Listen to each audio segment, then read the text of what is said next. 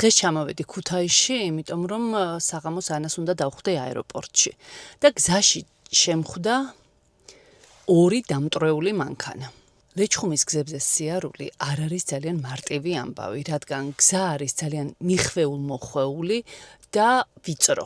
შესაბამისად, საკუთარ შესაძლებლობებში, საკუთარ მძღოლურ მოქნილობაში ზედმეტად დარწმუნებული ადამიანები, როგორც წესი, ამთავრებენ ძალიან ცუდად. მეც მქონია რამდენიმე შემთხვევა ასეთი, როდესაც შეუქმნიათ ავარიული სიტუაცია ჩემთვის და გადამარჩინა მხოლოდ და მხოლოდ იმან, რომ მოძრაობდი ძალიან ნელა და სწრაფად მოვახერხე მანევრირება.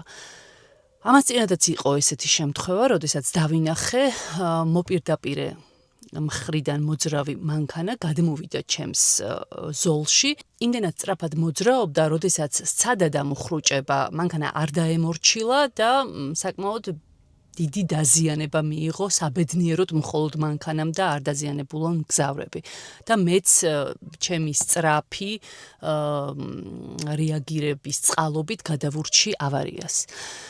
და ამ დროს ერთადერთი ეგ ვიფიქრე, რომ მადლობა ღმერთს, რომ ბავშვები არ მყავდა მანქანაში. მე მართლა ვერ ხვდები, როგორ უნდა მიახვედრო ადამიანები, რომ იქ სადაც დასაშვებია მოძრაობა 30-40 კმ/სთ სიჩქარით, არ შეიძლება 60, 80, 90 კმ/სთ სიჩქარით ირბინოთ. სრული პასუხისმგებლობით ვამბობ, რომ ადამიანი, რომელიც ნასვამ მდგომარეობაში ჯდება საჭესთან, ადამიანი, რომელიც გადაჭარბებული სიჩქარით მოძრაობს, არის პოტენციური მკვლელი. და ამას რაღაც შელამაზება და ასე ვიფიქრე და ისე მეგონა არ შველის. მე ნამდვილად არ მინდა დიდაქტიკაში გადავარდე და რაღაც დავმოძღვრო მძღოლები.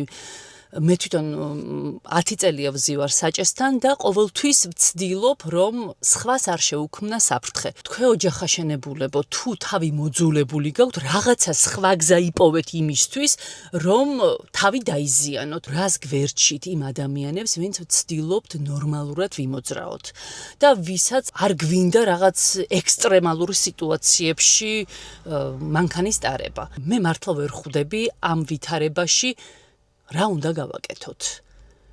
გამოსავალი რაშია თქვენი აზრით?